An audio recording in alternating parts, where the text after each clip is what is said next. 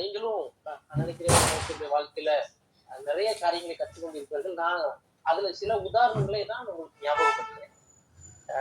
நிறைய ஒவ்வொருத்தரும் அவருடைய தலைமைத்துவ பண்புகள்ல ஒவ்வொருத்தரும் ஒவ்வொரு விதமான காரியங்களை நாம் கற்றுக்கொண்டிருப்போம். உங்களுக்கு ஞாபகப்படுத்துறதுக்காக குறிப்பாக சில காரியங்களை தான் நான் உங்களோட ஷேர் பண்றேன். ஃபர்ஸ்ட் பார்த்தா ஃபெய்த் அண்ட் ஒபீடியன்ஸ் சொல்லிட்டு விசுவாசத்தோடு இருக்கிற கீழ்ப்படிதல். ரெண்டாவது ஒரு நம்மளை உத்வேகிக்கிற அப்படிப்பட்ட ஒரு மோசே. ரெண்டு வேத பகுதியை வாசிக்கணும். ஆக்சுவலி முழு அதிகாரம் வாசிக்கணும். நான் 2 வசனங்களை மாத்திரம் வாசிக்க விருப்பப்படுறேன். நீங்க கையில பைபிள் வச்சிருந்தீங்கன்னா யாத்திராகமத்தின் புத்தகம் 5வது அதிகாரம் 1வது வசனத்துல இருந்து 3வது வசனம் வரைக்கும், 6வது அதிகாரம் 1ல இருந்து 3 வரைக்கும். ஆரோனும் பார்வோனிடத்தில் போய், இஸ்ரவேலின் தேவனாகிய கர்த்தர் வனாந்தரத்திலே எனக்கு பண்டிகை கொண்டாடும்படி என் ஜனங்களை போகவிட வேண்டும் என்று சொல்லுகிறார் என்றார்கள். அதற்கு பார்வோன், நான் இஸ்ரவேலை போகவிட கர்த்தரின் வார்த்தையை கேட்கிறதற்கு அவர் யார்? நான் கர்த்தரை அறியேன், நான் இஸ்ரவேலை போக விடுகிறதில்லை என்றான். அப்பொழுது அவர்கள், எபிரேயருடைய தேவன் எங்களை சந்தித்தார். நோக்கி நான் பார்வோனுக்கு செய்வதை பலத்த கையை கண்டு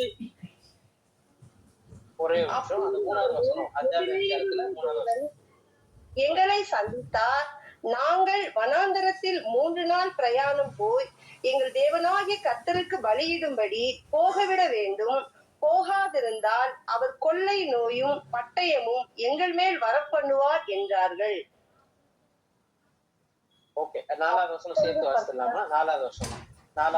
எகிப்தின் ராஜா அவர்களை நோக்கி, மோசேயும் ஆரோனுமாகிய நீங்கள் ஜனங்களை தங்கள் வேலைகளை விட்டு களைய பண்ணுகிறது என்ன? உங்கள் சுமைகளை சுமக்க போங்கள் என்றான்.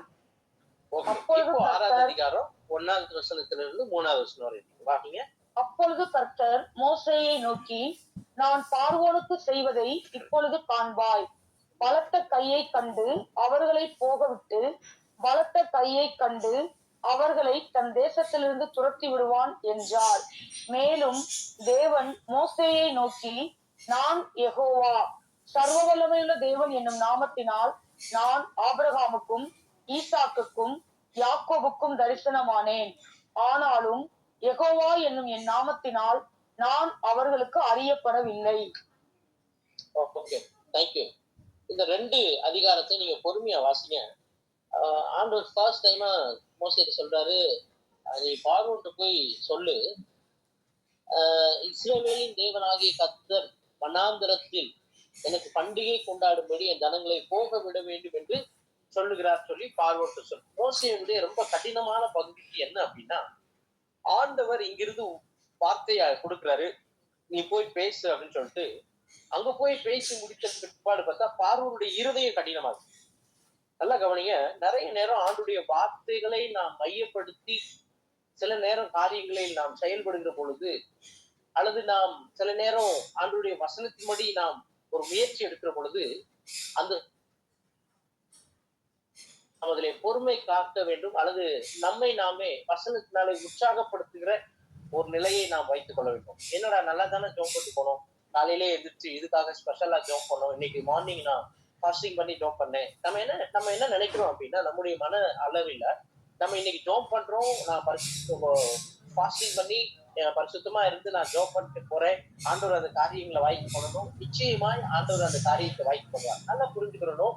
சீசத்துவ பயிற்சியில் இருக்கிற நாம், அல்லது தேவனுடைய பிள்ளை, தேவனுக்காய் ஊழியம் செய்கிறவர்கள் அந்த நிலையை கடந்து தேவனை போல இந்த பூமியிலே வாழ விரும்புகிறவர்களுக்கு நான் சொல்றேன், ஆண்டவர் என்னுடைய ஜெபத்திற்கு பதில் தந்தாலும் பதில் தரனாலும், ஆம் என்று சொன்னாலும் இல்லை என்று சொன்னாலும் அது பதில் தான். ஏன்னா மோசையின் மூலமா நிறைய காரியங்களை நாம் கற்றுக்கொள்ளணும். தேவனோடு தனித்துவமான ஒரு அல்லது தனிப்பட்ட முறையில சஞ்சரிக்கிறவர்கள் ஒரு நாளும் தேவன் தனக்கு தீமை செய்ய மாட்டார் என்பதை மிக தெளிவாக அறிந்திருப்பார்கள். நான் மறுபடியும் சொல்றேன், அநேக நேரம் நான் சோர்ந்து போவதற்கான காரணம் என்ன அப்படின்னா, நம்முடைய ஒரு எமோஷனல்ல ஆண்டவரை ஆராதிக்கிறோம், ஆண்டவரை விசுவாசிக்கிறோம், வார்த்தைகளை பிடித்துக் கொள்றோம். சில நேரம் நான் உணர்ச்சி வசப்பட்டு சில காரியங்கள் துரிதமாய் நடக்கணும், செயல்முறை பார்க்கணும்னு நாம் ஆண்டவரை, அதாவது சர்வ வல்லமையுள்ள தேவனை வற்புறுத்துகிறோம். அவருடைய அவர் நமக்கு வைத்திருக்கிற அந்த டிசைன், அந்த அந்த பிளான்ல நம்ம ஒரு டிசைன் கிரியேட் பண்றோம். நம்ம ஒரு பிளான அதுக்குள்ள ஒரு இன்புட் பண்றோம். நல்லா கவனிங்க. அந்த மோசைக்கும் பார்வோனுக்கும் இடையே நடக்கிற அந்த சம்பாஷணை நமக்கே வாசிக்கும் போதே சில நேரம் படாத பாடு படுறாரு மோசே. நல்லா கவனிங்க. முழு இஸ்ரவேல் ஜனங்களுக்கும் இந்த மோசையும் ஒரு நல்ல ஒரு தலைமைத்துவ பண்புகளை அடையவும், தன்னுடைய எல்லா சுயமான காரியங்களை சுக்குநூறாய் ஒடுக்குவதற்கு அல்லது ஒன்றுமில்லாமல் சுயம் சாகடிக்கப்படத்தான் அந்த பார்வனை அவர் அனுமதித்தார். இவருடைய கீழ்ப்படியாமையினாலே மிக லகுவாய் சென்றடைய வேண்டிய அந்த கானான் தேசத்தை முழுமை 40 ஆண்டுகள், ஏன் கிட்டத்தட்ட நம்ம வருஷங்கள் அல்லது நாம் நாட்களை கணக்கிடும் பொழுது நமக்கே தெரியுது. அவர் முற்பிதாக்களாகிய தீர்க்கதரிசிகளுக்கு சொல்ற மோசையும் சோர்ந்து போயிட்டாரு. அவர் சொல்லிட்டாரு, உன் ஜனம் வந்து இத்தனை ஆண்டுகள் அவங்க அடிமையா தான் இருப்பாங்க, வேற வழியே கிடையாது அப்படின்னு கிளியரா சொல்லிட்டாரு. ஆனாலும் இவர்களுடைய ஆசை என்னன்னா வேகமா போயிடலாம். ஆனா சிலருடைய முறுமுறுப்பு, சிலருடைய மனநிலைமை என்னன்னா இதே கம்ஃபர்டபுளா இருக்கேன். நல்லா கவனிங்க. வேலை செய்ய விரும்புகிறவன் கடைசி வரைக்கும் அடிமையா தான் இருப்பான். வேலை செய்ய விரும்புகிறவன் அப்படின்னா தேவனுக்கு அடுத்த காரியங்களில் தன்னுடைய நேரத்தை முழு ஈடுபாடாய் தராமல், சில நேரம் நமக்கு தேவனை விட வேலை அல்லது ஞாயிற்றுக்கிழமை ஆராதனை விட வேலை முக்கியமாகிற பொழுது, நல்லா கவனிங்க. இப்போ நீங்க வாசித்து பார்த்தீங்கன்னா நான் புரியும், உங்களுக்கு சுருக்கமா நான் சொல்றேன். நீ வந்து வேலை செய்ய விடாம அவங்களை டிஸ்டர்ப் பண்ற அப்படின்ற. ஆனா ஆண்டவர் என்ன விரும்புறாருன்னா, என் ஜனங்களை ஆராதனை செய்யும்படி போக விடு, வனாந்தரத்துல பண்டிகை கொண்டாடும்படி அவங்களை அலோவ் பண்ணு. அவன் இன்னும் கடினமாக்குற வேலையை நல்லா கவனிச்சுக்கோங்க. ஊழியத்தில் இருக்கிற நீங்க, நாம் தேவனை பின்பற்றுகிற நாம் தேவனுக்கு அடுத்த காரியங்களில் நாம் அதிகமாக ஈடுபாடு செய்யும் பொழுது நம்மை அறியாமலே தேவ சமூகத்தை விட்டு பிரிக்கிற நிறைய, எப்படி சொல்லலாம், ஒரு ஒரு அலுவல், ஒரு நம்மை அறியாமலே ஒரு அழுத்தத்துக்குள்ளாகி நாம் முழுமையாக தேவ சமூகத்தை கிட்டி சேராதபடிக்கு நம்மை தூரப்படுத்தி விசுவாசுக்கு ரொம்ப ரொம்ப ஒரு இரிட்டேட்டான ஒரு விஷயம் என்னன்னா, நீ பர்சனலா ஆண்டவரோட பேசணும். கூட்டத்தோட கூட்டமா நீ என்ன வேணா பண்ணிக்க, நீ எவ்வளவு நாளும் ஒர்ஷிப் பண்ணிக்க. ஏன்னா அங்க நீ ஒரு ஒன் டு ஒன் பர்சன்ல இல்ல. கூட்டத்தோட கூட்டமா கத்துற ஆடுற, ஓகே ஃபைன். ஆனா தனிப்பட்ட விதத்துல தேவனோடு நெருங்க பிசாசானவன் நம்மை அந்த நெருக்கத்திற்கு தடையாய் பல விஷயங்களை கொண்டு வருவான். நாம் மனது ஒத்து போகக்கூடிய சில சூழ்நிலைகளை அனுமதிப்போம். ஆனா மிக தெளிவா தேவனுடைய திட்டத்தை அறிந்து இவர்கள் தேவனை ஆராதனை செய்வதற்கு, தேவனுக்கு பண்டிகை கொண்டாடும்படி, தேவனை வணங்குவதற்கு, ஆராதிப்பதற்கு, தன்னை விடுதலையாக்கினவரை சேவிப்பதற்கு அவர் எங்களை போக சொல்றாரு. நல்லா கவனிங்க. பல முறை போய் நமக்கு தெரியும், பல முறை போய் பார்வோன்ட்ட சொல்றாங்க.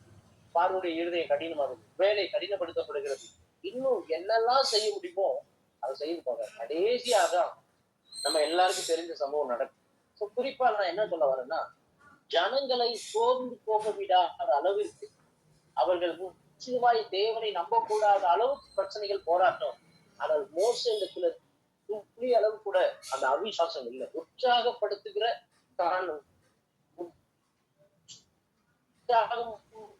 ஒரு நிலையிலே காணப்படுகிறார். தேவனை கவனி ஆசரி.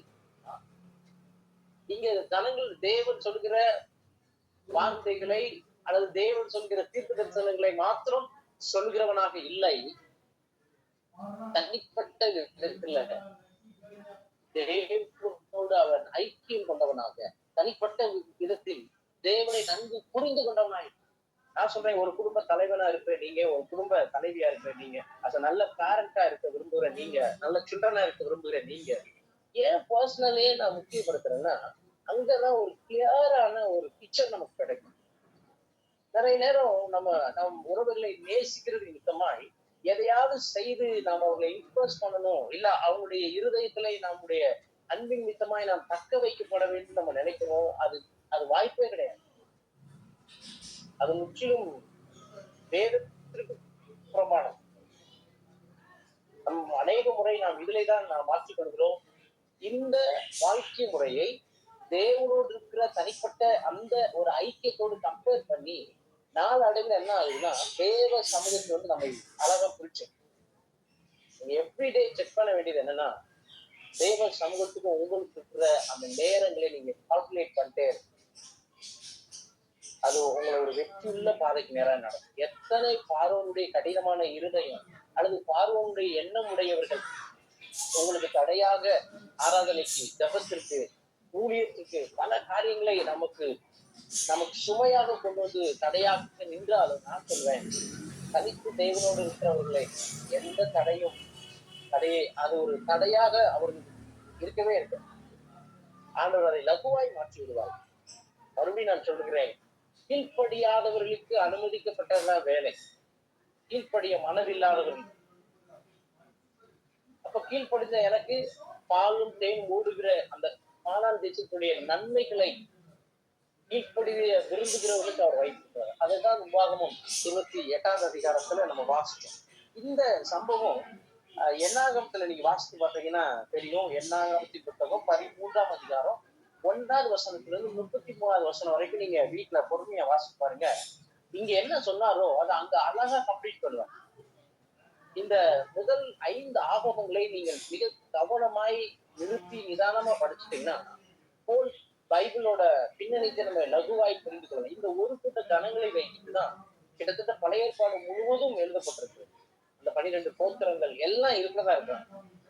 அப்போ ஆண்டவருடைய ஒரு மிகப்பெரிய திட்டம் அந்த ஜனங்களுடைய கூக்குரலை கேட்டதுனால ஒரு கீழ்ப்படிதல் உள்ள ஒரு மோசையை ஆண்டவர் எடுக்கிறார்.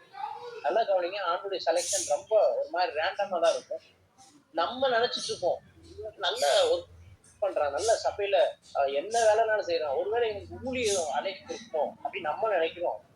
ஆனா சபைக்கும் அவனுக்கும் சம்பந்தமே இல்லாத ஒருத்தனை கூப்பிட்டு வச்சு நீதான் லீடரு, நீதான் அந்த ஜனங்களை விடுதலை பண்ணணும், ஒரு முரட்டாட்டம் உள்ள ஒரு மனுஷன். நல்லா யோசிச்சு பாருங்க, சான்ஸே இல்லை. அது நான் ஒரு தலைமைத்துவத்துக்கு ஒரு ஆளை செலக்ட் பண்றதா இருந்தா A to Z எல்லா குவாலிபிகேஷன் நம்ம பார்க்கிறோம். ஆனா தேவன் ஒரு நாள் அப்படி பார்க்கிறதே இல்லை.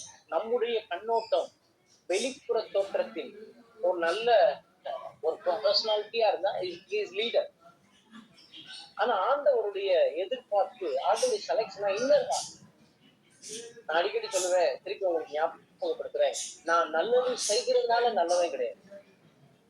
நான் நல்லது செய்கிறதுனால நல்லவன் கிடையாது. ஒருவேளை எனக்கு ஒரு உள்நோக்கம் இருக்கலாம் அல்லது எனக்கு ஒரு எதிர்பார்ப்பு இருக்கலாம்.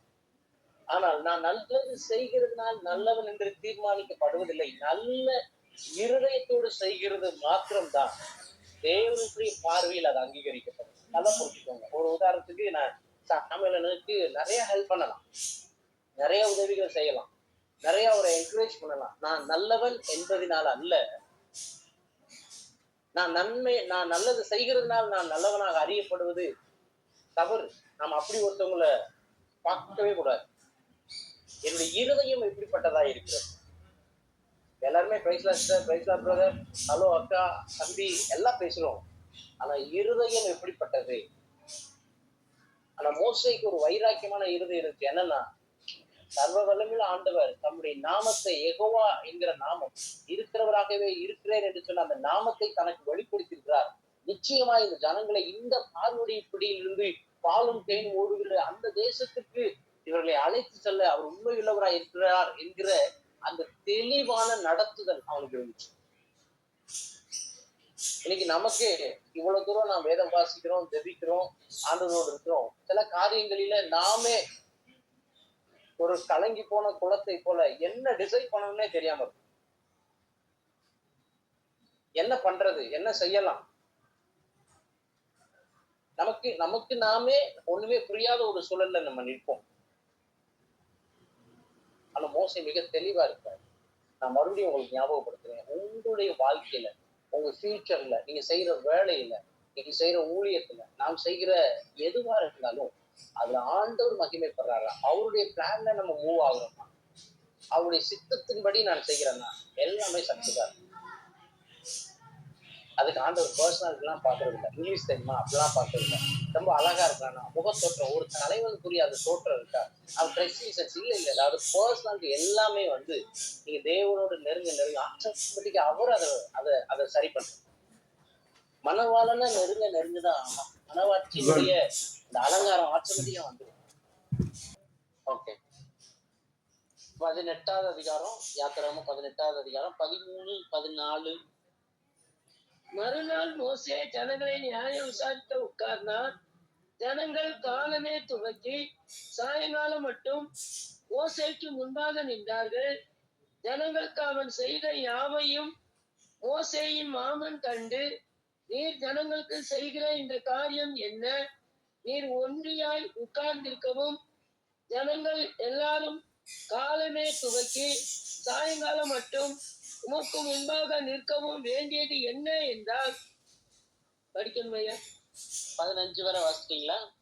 அப்பொழுது மோசே தன் மாமனை நோக்கி, தேவனிடத்தில் விசாரிக்கும்படி ஜனங்கள் என்னிடத்தில் வருகிறார்கள். 16.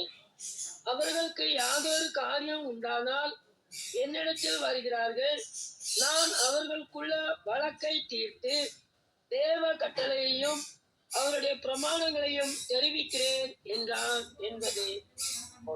இப்போ அடுத்ததாக நம்ம பாக்குறது என்ன, மோசையுடைய பர்சனல் அந்த இன்டிமேசி வித் காட். அதன் மூலமா மோசை கிடைக்கிற மிகப்பெரிய என்னன்னா, தேவனுடைய ஞானம், தேவனிடத்திலிருந்து அல்லது பரத்திலிருந்து வருகிற அந்த ஞானம். கிளியரா ஜனங்களுடைய பிரச்சனைக்கு தீர்வு சொல்றாரு. நல்லா புரிஞ்சுக்கோங்க. நான் ஏற்கனவே உங்களுக்கு சொன்னதை திருப்பி ஞாபகப்படுத்துகிறேன். நல்ல ஆலோசனை எல்லாம் தேவ ஆலோசனையா இருக்காது. நல்லா நீங்க புரிஞ்சுக்கிறோம். ஆலோசனை கேட்பது தவறல்ல, நமக்கு எல்லாம் தெரியும் அப்படின்னு நம்ம இருக்கக்கூடாது. ஆலோசனை கேட்கலாம், ஆனால் ஆலோசனை முதலாவது தேவ வசனத்தை தவிர்த்து இருக்குமே, ஆனால் அது தேவ ஆலோசனையா இருக்காது. வசனத்தின் அடிப்படையில நம்முடைய பிரச்சனைகளுக்கு தீர்வு இங்க அழகா அவர் செய்யறார். மோசே நாம் கடைசியா வாசித்தோம், தேவனுடைய கட்டளைகளையும் அவருடைய பிரமாணங்களையும் தெரிவிக்கிறேன் என்றார். அப்போ மோசையுடைய மாமா வந்து ஒரு ஐடியா கொடுக்குறாரு. இப்பெல்லாம் நீ பண்ணா தோல்விக்குவ. அப்போ ஒரு லீடர்ஷிப்பை பிரிக்கிறார். இது மோசையுடைய மாமனார் கொடுத்த ஒரு ஐடியா. இப்போ இதுல நான் குறிப்பா சொல்ல ஒரு விஷயம் என்னன்னா, ஒரு நல்ல தலைவன் தனக்கு கீழே இருக்கிற ஜனங்களுக்கு என்ன தேவை என்பதை தேவ ஞானத்தினால அறிந்து கொள்கிறான்.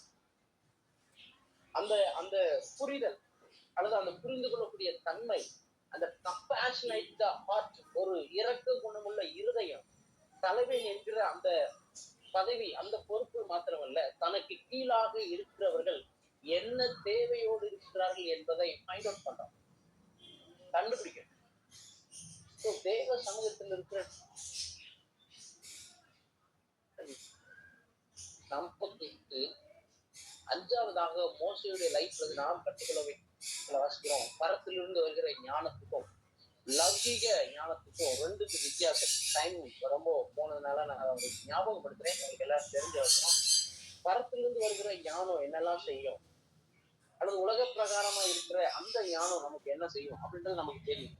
சோ மோசையுடைய வாழ்க்கையில தேவ ஞானத்தை அவன் மிக தெளிவா அறிஞ்சிருக்கான்.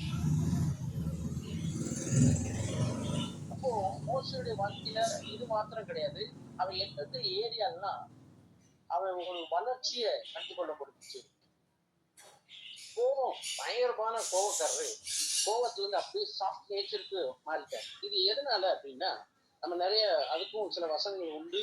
என்னாமத்துல அப்புறம் லேவியராகமத்துல சில வசனங்கள் கொடுக்கப்பட்டிருக்கு. அதுக்கப்புறம் ரெண்டாவதாக அவருடைய தனிப்பட்ட வாழ்க்கையில எந்த காரியத்துல வளர்ந்தான் அப்படின்னா, ரொம்ப முக்கியப்படுத்த வேண்டிய ஒரு விஷயம், சுயமான ஒரு சந்தேகமான ஒரு இருதயத்தோட,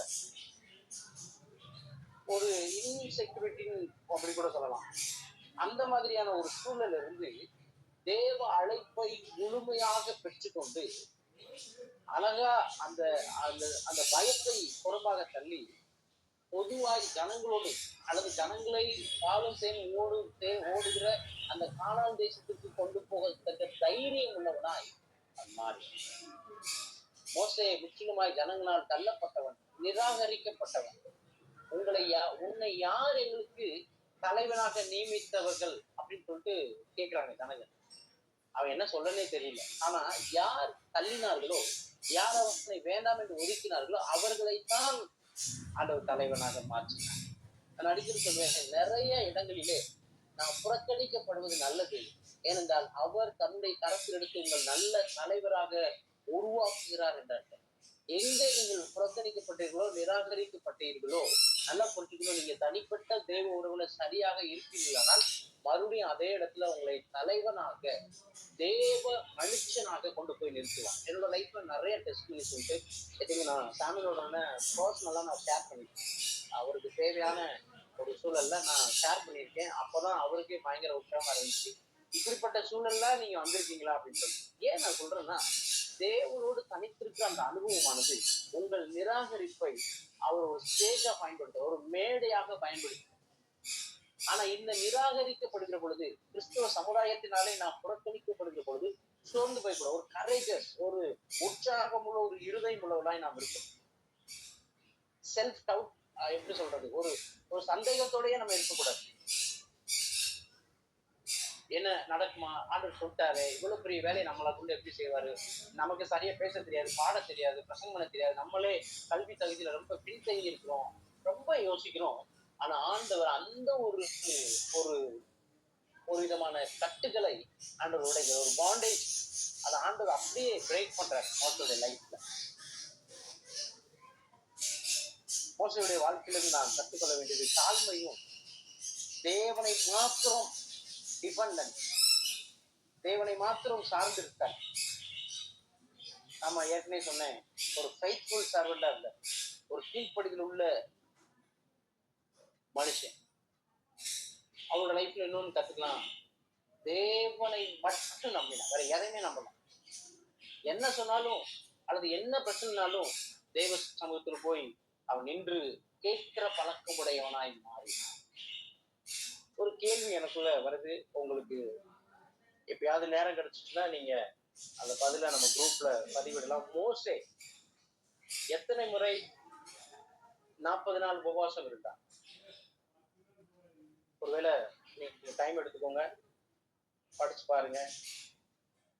அதை நம்ம உங்களுக்கு பதில் தெரிஞ்சிச்சு அப்படின்னா நீங்க குரூப்ல ஃபார்வர்ட் பண்ணலாம். ஆல்ரெடி இப்படி உங்களுக்கு நிறைய ஹோம்ஒர்க் தராங்க.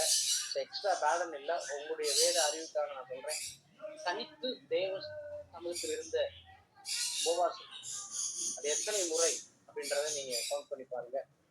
ஒரு சாதாரணமான காரியம் கிடையாது. லட்சத்துக்கு அதிகமான ஜனங்களை அவருடைய எல்லா தேவைகளையும் சந்தித்து நேர்த்தியாய் பாலும் தேனும் ஓடுகிற அந்த கானான் தேசத்தை வரை, அல்லது தனக்கு அடுத்த தலைவர்களாய், அல்லது தனக்கு அடுத்து ஒரு நல்ல லீடர்ஷிப் ஒரு உருவாக்குகிற ஒரு மோசையா இருந்தார். யோசுவாவும் காலை நல்ல ஒரு தலைமைத்துவ பண்புடையவர் தான் அந்த மோசே. அவரிடத்துல இருந்து நாம் நிறைய காரியங்களை கற்றுக்கொண்டோம். நாமும் நம்முடைய வாழ்க்கையில நாம் தேவனோடு இருக்கிறோம். சில நேரம் நாம் சந்திக்கிற சில கடினமான சூழ்நிலைகளிலே நாம் எதை இழக்கிறோம்? ஒருவேளை நமக்கு அந்த கடினமான சூழ்நிலைகளிலே நாம் தோல்வி போவது வழக்கம். ஆனால் தேவனோடு இருக்கிற அந்த தனிப்பட்ட உறவானது உங்களை தூக்கி நிறுத்தும். யோசுவாவுடைய புத்தகத்துல 1வது அதிகாரத்துல வாசிக்கிறோம், மோசே மரித்து போன பின்பு யோசுவா அந்த தலைமைத்துவ பண்புகளை பொருட்படுத்தான். யோசுவாவுக்கு ஒரு ஒரே பயம், என்னடா பண்ண போறோம் அப்படின்னு. ஆனா மோசையுடைய வாழ்க்கையில இருந்து நிறைய காரியங்களை கற்றுக்கிட்டான். அதனால ஆண்டவர் அதுல சிம்பிளா பேசுறாரு, நான் மோசையோடு இருந்தது போல. உனக்கு தெரியலடா, நான் மோசையோட இருந்து என்னெல்லாம் பண்ணேன், என்னெல்லாம் காரியங்களை செய்றேன். கிளியரா சொல்றேன், நான் மோசையோடு இருந்தது போல என்னோடு இருக்கேன். மோசையை மறித்து பின்பு அழகா அடுத்த ஒரு தலைவனை ஆண்டவர் கலந்து சொல்றார். அப்போ மோசையுடைய வாழ்க்கை முறை அந்த ஜனங்களுக்கும் அல்லது அடுத்து தனக்கு கீழாக எழும்புகிற அவர்களுக்கு எந்த அளவுக்கு தாக்கத்தை ஏற்படுத்தக்கூடியதா இருக்கு. நான் வாழ்கிற ஒரே ஒரு வாழ்க்கை, என்னுடைய வாழ்க்கை பிறருக்கு தாக்கத்தை ஏற்படுத்தக்கூடிய ஒரு விசுவாசம் உள்ள வாழ்க்கை, கீழ்ப்படிந்துள்ள வாழ்க்கை, தேவனை மாத்திரம் டிபெண்ட் பண்ற, அவரை மாத்திரம் சார்ந்திருக்க ஒரு வாழ்க்கை.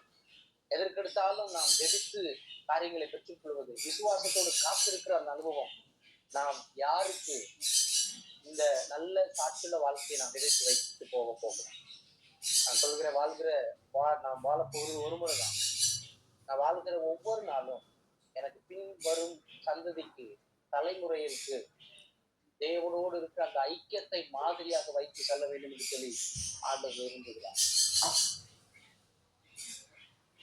அவருடைய அவருடைய மோசனுடைய அந்த ஒரு சுயமான வாழ்க்கைய ஆண்டவர் முக்கியமாய் முடித்து போட்டுவிட்டார்.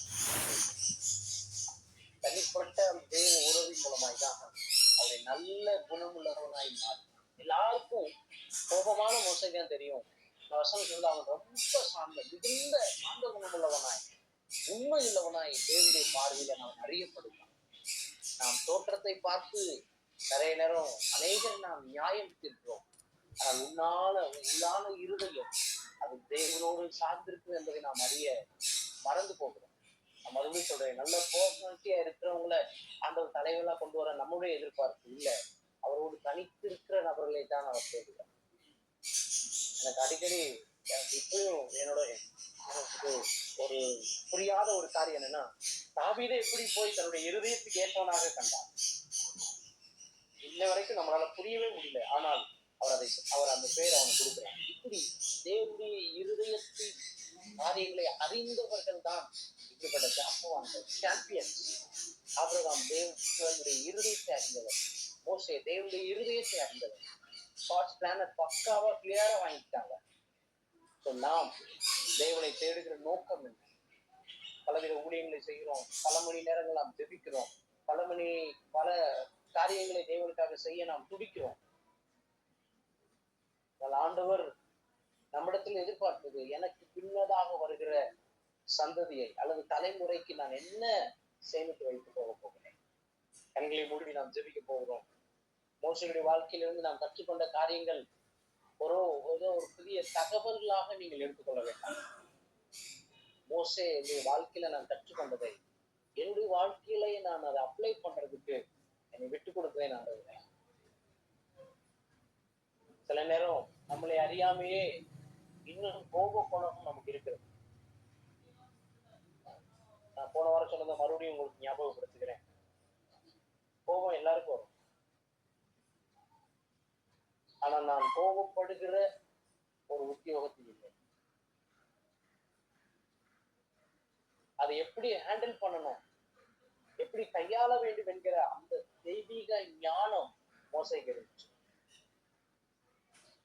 அவனுக்கு வர்ற கோபத்துக்கு என்னென்னமோ பண்ணிருக்கான்.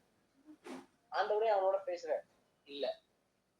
அவ்வளவு இறக்க குணமுள்ளவனாய் மாறினதுக்கு காரணம் பர்சனல் ப்ரேயர். பர்சனலா தேவனோடு இருந்த சில நேரம் நமக்கு டென்ஷன் ஆகுது, கோபம் வருது, தலைமைத்துவ பொறுப்புல இருக்கிறோம், ஒரு குடும்பத்தை நடத்தக்கூடிய பொறுப்புல இருக்கிறோம். நல்லா கவனிங்க, உங்களுடைய குடும்பத்துல அல்லது உங்களுடைய வாழ்க்கையில தேவன் உங்களை குறித்து ஒரு நோக்கம் இருக்கு. எனக்கு அது இல்லையே, இது இல்லையே, அது இருந்தா நல்லா இருந்திருக்கும், இது இருந்தா நல்லா இருந்திருக்கும் அப்படின்னு ஒண்ணுன்னா நம்ம ஆண்டவருக்கு இல்ல.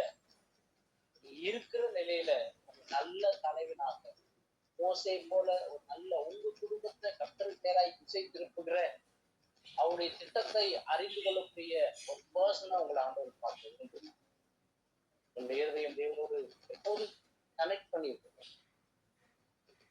அவருடைய எதிர்பார்ப்பு எல்லாம் என்னை போல இந்த பூமியில நீ வாங்க.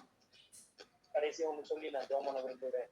தேவனுக்காக பாடுகிற, ஆராதனை செய்கிற, ஊழியங்களை செய்கிற அநேகர் உண்டு. விசேஷம் அறிவிக்கிற, தேவனுக்காக வைராக்கியம் வாழுகிற அநேகர் உண்டு.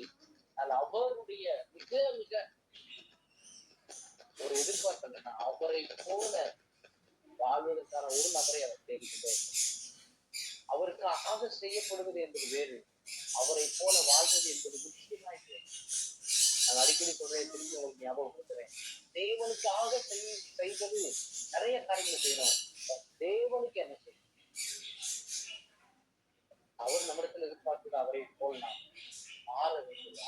அந்த நல்ல குணம் சகல ஜனங்களையும் பாவத்திலிருந்து, எகிப்திலிருந்து, அடிமைத்தனத்திலிருந்து விடுதலையாக்கின அந்த மோசையுடைய வாழ்க்கை இயேசு கிறிஸ்துவோட ஒப்பிட்டு பார்க்கப்படுகிறது.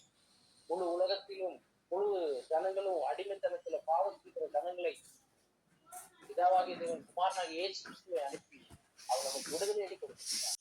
என்னுடைய தனிப்பட்ட வாழ்க்கையில நாங்க நினைக்கிறது, நாங்க விருப்பப்படுறது அப்படின்னு இல்லாண்டவர் ஒவ்வொரு நாளும் உங்களுடைய தெய்வீக ஞானத்தோடு எங்க பர்சனல் லைஃப், எங்க ஃபேமிலிய, எங்க சில்ட்ரனை நாங்க வழி நடத்துவதற்கு நீர் எங்களுக்கு திரும்பி செய்யும்படி எங்கள் ஒவ்வொருவரையும் உங்களுடைய கருத்துல எங்களை விட்டு கொடுத்து நாங்கள் ஜெபிக்கிறோம். நாங்கள் அதிகமாய் விரும்புவது, நாங்கள் வாஞ்சிப்பது தேவனோடு இருக்கிற அந்த தனிப்பட்ட அந்த உறவை நாங்கள் அதிகமாய் வாஞ்சிப்போம். வேலை நிமித்தமாய் அல்லவரே அதிக அழுத்தத்தின் நிமித்தமாய் ஒருவேளை நாங்க ரொம்ப பிஸியா இருக்குன்னு சொல்லிட்டு தேவனோடு இருக்கிற அந்த நேரத்தை திருடுகிற எல்லா காரியத்திற்கு விலகி நாங்கள் திருப்பி ரீகனெக்ட் ஆக எங்களுக்கு உதவி செய்யும்படி நாங்கள் சொல்லியிருக்கோம். ஏதோ ஒரு குறிப்பிட்ட நேரத்தை தேவனை தேடுகிற, பாடுகிற, துதிக்கிற அதிலேயே நாங்கள் சந்தோஷமும் திருப்தி அடையாதபடி உண்மை போல் மாறும் வரை தேவ சாயலை, திருமைந்தனின் அந்த குமாரனுடைய சாயலுக்கு ஒப்பான சாயலாய் மாறும் வரை நாங்கள் தேவ சமூகத்திலே உங்களுடைய முகத்துக்கு நேராய் முகமாய் நாங்கள் பார்க்கிற அந்த அனுபவத்தை எங்களுக்காக மோசடி வாழ்க்கையை நாங்கள் பார்க்கிறோம். 1 to 1 ஃபேஸ் டு ஃபேஸ் பார்க்கிற அந்த அனுபவத்தை மோசடி வாழ்க்கையில் நாங்கள் கண்டோமே பார்க்கிறோம். அப்படிப்பட்ட ஒரு வாழ்க்கையை நாங்கள் விரும்புகிறோம். அதெல்லாம் கிருபை செய்யும். எங்கள் ஒவ்வொருவரையும் அர்ப்பணிக்கிறோம். எங்கள் பிள்ளைகளுடைய எல்லா குடும்பத்துக்காக நாங்கள் ஜெபிக்கிறோம். பிள்ளைகள், மருமக்கள், பேர பிள்ளைகள் ஒவ்வொருவரையும் கற்றுத்தாங்க ஆசீர்வதி. இவருடைய எல்லா நியாயமான தேவைகளை சந்தி. இவருடைய குடும்பங்களின் மேல பாதுகாப்பு உண்டாயிருந்தான். நீரே தலைவராக இருந்து இவர்களை நீ நடத்துகிறதற்காக இந்த குழுவில் இணைந்திருக்கிற ஒவ்வொரு பிள்ளைகளையும் நாங்கள் வாழ்த்துகிறோம், ஆசீர்வதிக்கிறோம். இன்னும் தேவனை அறிகிற அறிவினாலே அதுவே இந்த குழுவில் நடக்கிற ஒவ்வொரு ஜபங்களும் ஊழியங்களுக்காக நாங்கள் நன்றி என்று சொல்லணும். வேதத்தை ஆராய்வதன் மூலமாய், வேதத்தினுடைய சத்தியங்களை கற்றுக்கொள்வதன் மூலமாய் இன்னும் உண்மை நாங்கள் நெருங்கி சேர எங்களுக்கு ஒரு வாய்ப்பளித்து அதுக்காக இந்த கருத்துல ஒப்பு கொடுக்குறோம். துதி கண்ண மகிமையில உமக்கே சந்திக்கிறோம். இயேசுவின் நாமத்தை ஜெபிக்கிறோம். எங்கள் ஜெபத்தில் நல்ல ஆமென்.